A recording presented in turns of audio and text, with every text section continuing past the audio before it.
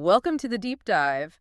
It really is incredible watching how fast AI is moving these days. It feels like every week there's something new reshaping, well, everything. Yeah. Governments, businesses. Absolutely. The pace is just relentless, and that's exactly why we do this deep dive. Right. Our mission today is basically to cut through all that noise, give you a shortcut to what actually matters from this week's AI News Roundup, dated August 9th, 2025. Exactly. We've done the digging through a ton of source material, pulled out what seem like the really key developments, the insights, maybe some surprises too. Yeah, hopefully some aha moments for you. Our goal is just to give you that clear picture of the AI landscape this week without you feeling totally overloaded. So let's just jump in. Okay, first up, the big model releases. These are really pushing the boundaries of what general AI even means. And OpenAI, they've finally dropped GPT-5. Okay, GPT-5. So based on the sources, how big a deal is this one? Is it just, GPT 4.5 territory or something more? Well, the consensus seems to be it's definitely not just incremental. The sources call it a system overhaul. It's about fusing speed with real depth. Okay. They're calling it a smart router. And the key idea here is that it's contextually adaptive. Contextually adaptive. So it kind of figures out what you need. Faster for simple stuff, slower for complex. Exactly. You ask for a quick fact, blink of an eye response. But if you ask it something really tricky, like, I don't know, prove Fermat's last theorem just for kicks. Which you might do. Right. It drops into this slower, more deliberate chain of thought mode automatically. That makes interacting feel way more natural. And the capabilities, the sources mentioned sketching full React apps from just a couple of sentences. That sounds pretty wild. It is. And not just code. Getting things like white space right in design layouts. Nailing the rhythm for business writing and poetry. Wow. And accuracy. Health bench results. Big improvement there. Yeah. Accuracy up, hallucinations way down. That's a huge confidence booster for practical uses. And the safety aspect sounds different too. Not just saying no, but giving partial answers with clear limits. Precisely. Which is vital in sensitive areas, right? Biology, cybersecurity, where context is everything. It understands nuance better. Plus these personality packs for changing the tone. And it's the default now for Plus and Pro users. Yep. Big signal from OpenAI. They believe it hits that sweet spot of trust and top performance for general use. Okay, so that's GPT-5. But OpenAI had another release, right? gpt-oss. That sounded like a curveball. Oh, it absolutely was. A huge surprise. Just days before GPT-5, they released GPT-oss 120B and a smaller 20B version. And crucially, under an Apache 2.0 license. Apache 2.0, so completely open. What does that actually mean for people wanting to use these? How easy is it? It means they're free to use, modify, build on, and the accessibility is the shocker. This kind of frontier reasoning power now fits on a single 80 GB DPU. Or even a laptop, the sources said, like 16 GB. Or even a 16 GB laptop, yeah. Performance-wise, they're matching other top models on coding, math, logic, and you can tune the reasoning depth. So it's not just open source in name only, it's genuinely usable. Exactly. And that unlocks this huge philosophical shift, right? Governments worried about data sovereignty. They can fine-tune these powerful models in-house. Keeping data local. Yep. And think about nonprofits in, say, lower-income regions.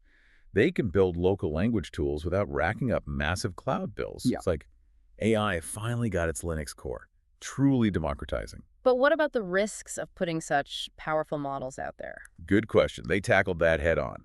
Launched a public red teaming contest, $500,000 in prizes for people to find safety flaws, turning the community into part of the solution. Interesting approach. Okay, so while OpenAI is doing these big splashy releases, Anthropic put out Claude Opus 4.1, the sources called it polishing rather than reinventing. How does that stack up? It's a different strategy, definitely focused on precision and reliability for practical tasks. Like it hit 74.5% on SWE bench verified. Which is a benchmark for software bug fixing. It's exactly.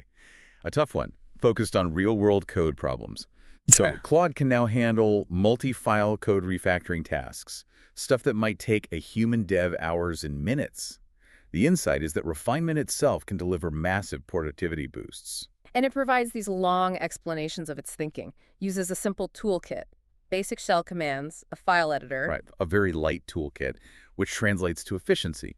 For businesses using it, the upgrade was apparently seamless. Just change the model name in the API call. Easy integration matters a lot in enterprise. Hugely. Downtime costs money. So yeah, those small benchmark gains, they can mean big savings in development pipelines. Practical, immediate value. That's the focus there. Okay, moving from code to well, creating realities. This next batch of news is about AI crafting worlds, boosting learning, redefining creativity. DeepMind's Genie 3 sounds like pure sci-fi. It really does. I mean, the sources describe typing a phrase, stormlit Venetian canal at dusk, and then you're not just seeing a picture, you're steering a gondola in that scene. Steering it, like in a game. Yeah, at 24 frames per second. Pixel-perfect shadows, water ripples, and it remembers, if you walk in mud, the footprints stay there. It tracks state over time. Whoa, so it's not just generating a video, it's simulating a persistent world with physics and memory. Exactly. You can change the weather on the fly, spawn things, carve rivers.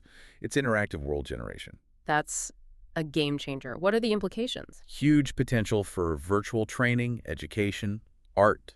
DeepMind's being cautious. Research preview only for now. Worried about deep fakes.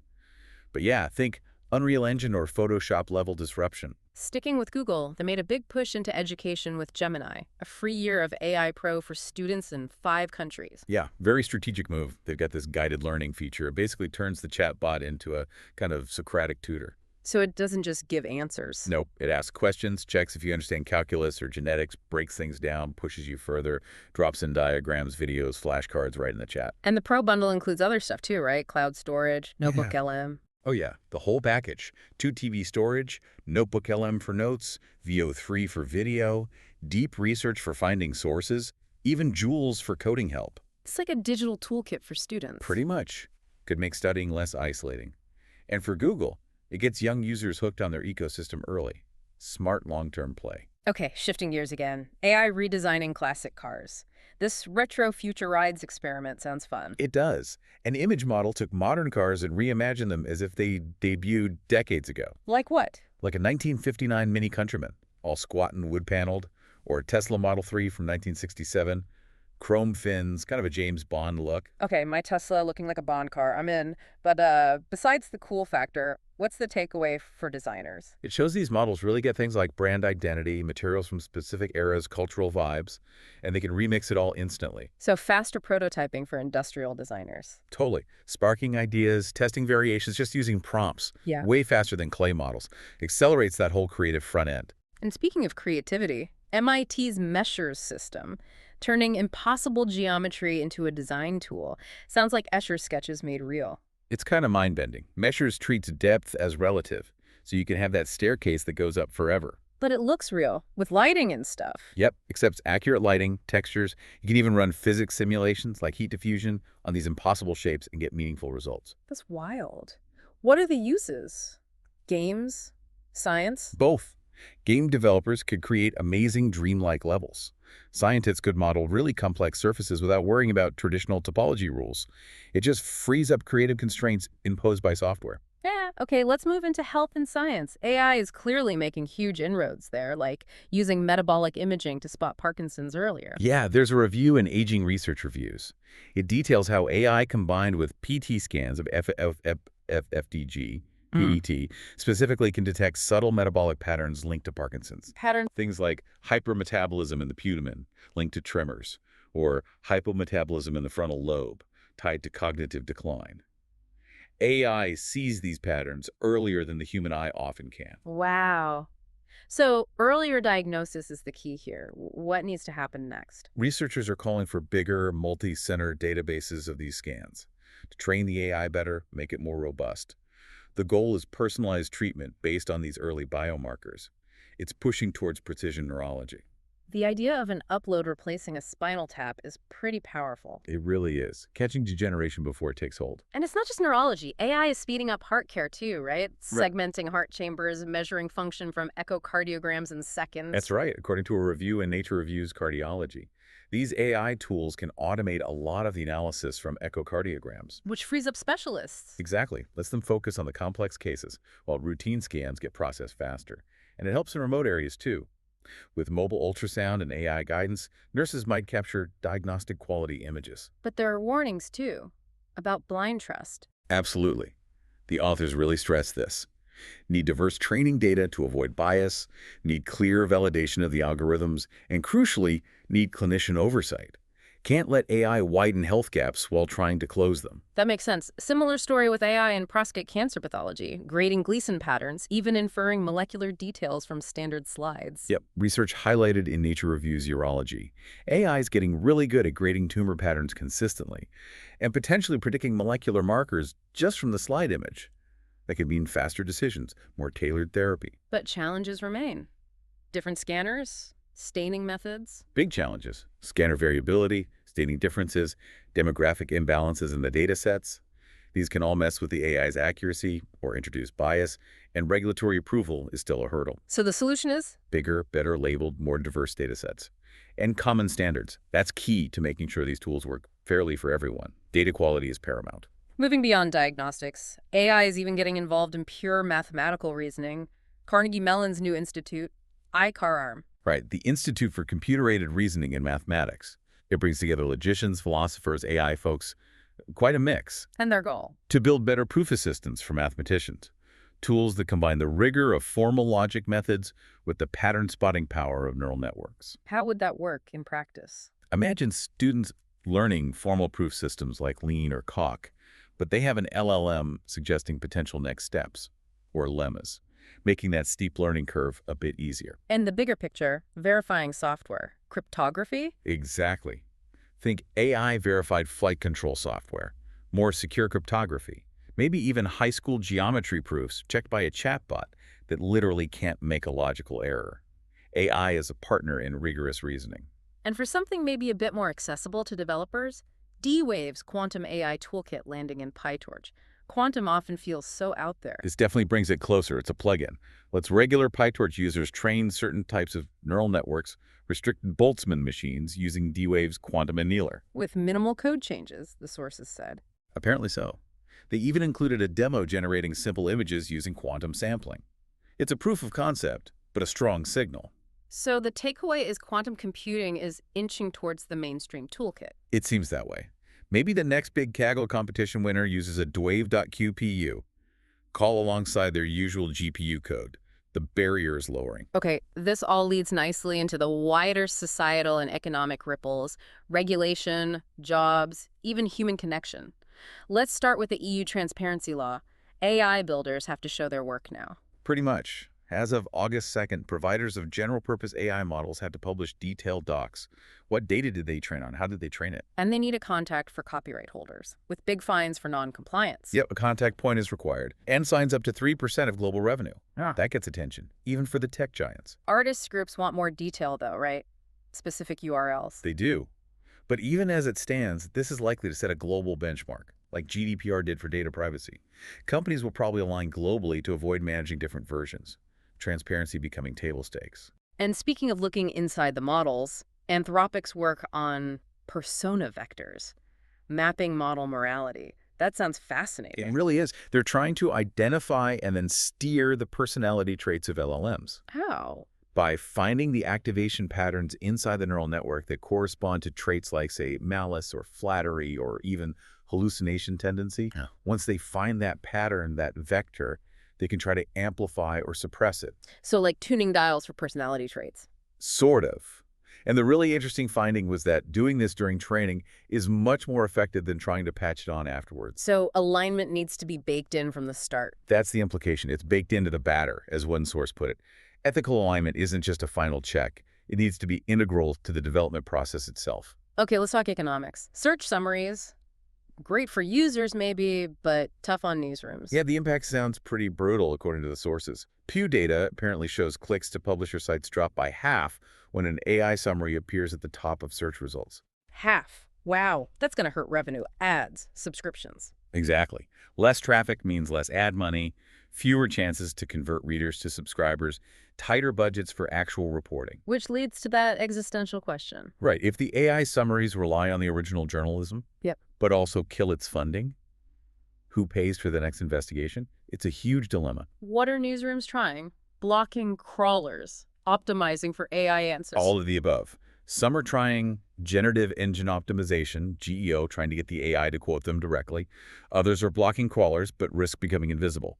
There are lawsuits, some licensing deals, but it's a really unstable situation. The whole digital content economy is under pressure. And it's not just media. Look at McKinsey, the consulting giant. They have thousands of internal AI bots now, drafting slides, checking logic. Yeah, bot brigade, as the sources called it.